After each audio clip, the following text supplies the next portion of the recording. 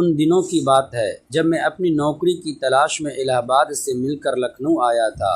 बरसात का मौसम था और शहर पूरी तरह से भीगा हुआ था। मेरे पास रहने का कोई ठिकाना नहीं था सिवाय मेरे बड़े भैया के, जो शहर के बाहरी इलाके में एक छोटी सी झोपड़ी में रहते थे। मेरे भैया का नाम सूरज था और भाभी का नाम राधिका। सूरज भैया मुझसे करीब 8 साल बड़े थे और एक फैक्ट्री में मजदूरी करते थे। दोस्तों, बहुत ही रोमांचक कहानी है, पूरा सुनिएगा ज़रूर। दोस्तों, वीडियो में आगे बढ़ने से पहले एक छोटा सा रिक्वेस्ट है कि वीडियो को लाइक और हमारे चैनल को सब्सक्राइब ज़रूर कीजिए और प्यारा सा कमेंट भी ज़रूर कर दीजिएगा। दोस्तों, चलते हैं आज की कहानी की तरफ। राधिका भाभी उनसे 5 साल छोटी थी और घर संभालती थी। जब मैं पहली बार उनकी उस झोपड़ी में पहुंचा तो बारिश इतनी तेज़ थी कि मैं पूरी तरह भीग चुका था।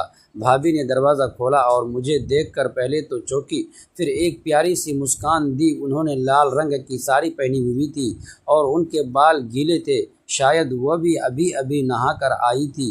उनकी आंखों में एक अजीब सी चमक थी और उनका चेहरा बारिश की नमी से और भी खूबसूरत लग रहा था। उन्होंने कहा, अरे रवि, तुम तो बिल्कुल भीग गए हो, जल्दी अंदर आओ। उनकी आवाज़ में एक अपनापन था जो मुझे अच्छा लगा। भैया उस शाम फैक्ट्री से लौटते तो मुझे देखकर बहुत खुश हुए। हमने साथ में खाना खाया और देर तक गप्पे शप्पे मारी। झोपड़ी छोटी थी लेकिन बहुत आरामदायक थी। एक कमरा, एक छोटी सी रसोई और एक बाहर का बरामदा। बारिश की आवाज़ टीन के छत पर गिरती बूंदों की वजह से बहुत तेज़ थी, लेकिन उस माहौल में एक अलग ही सुकून था।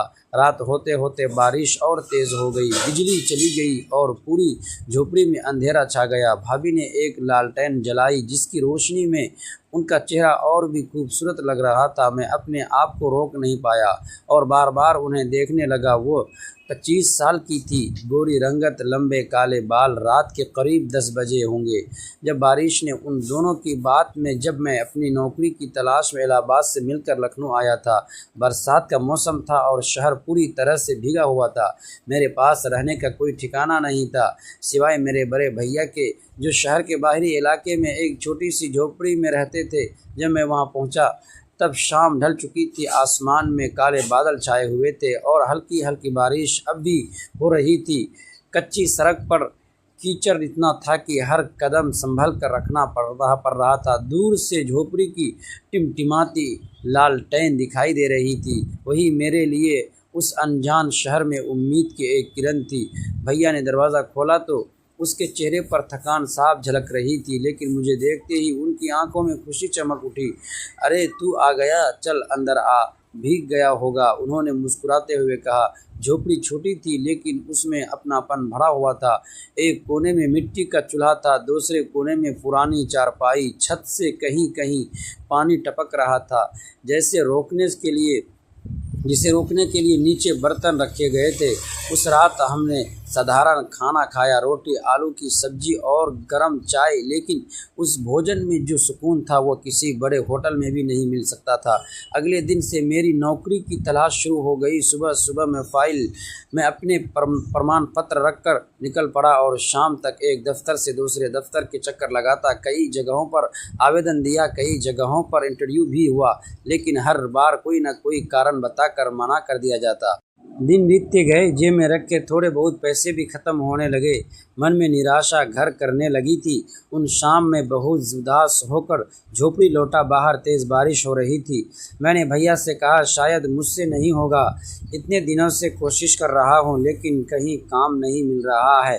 भैया कुछ देर चुप रहे, फिर उन्होंने मेरे कंधे पर हाथ रख कर कहा, हार मानने वाले लोग मंजिल तक नहीं पहुँचते, कल फिर कोशिश करना, हो सकता है अगला दरवाज़ा ही तेरे लिए खुलने वाला हो। उनकी बात सुनकर मेरे भीतर फिर से हिम्मत जाग उठी। अगली सुबह मौसम साफ था, कई दिनों बाद सूरज निकला था। मैं एक नए उत्साह के साथ शहर की ओर निकला। उसी दिन एक छोटी सी कंपनी में मेरा इंटरव्यू हुआ। वहाँ के प्रबंधक ने मुझसे कई सवाल पूछे और अंत में मुस्कुरा कर कहा, हम आपको एक मौका देना चाहते हैं। मुझे अपनी खुशी पर यकीन नहीं हुआ। महीनों की मेहनत आखिर रंग लाई थी। जब मैं ये खबर लेकर झोपड़ी पहुँचा तो भैया की आंखों में गर्व दिखाई दे रहा था। उस रात हमने मिठाई तो नहीं खाई क्योंकि पैसे नहीं थे, लेकिन चाय के साथ बैठकर देर तक बातें करते रहे। बरसात अब भी जारी थी, लेकिन मुझे लग रहा था कि मेरे जीवन के कठिन दिनों की बारिश धीरे धीरे थमने लगी है और एक नई सुबह मेरा इंतज़ार कर रही है।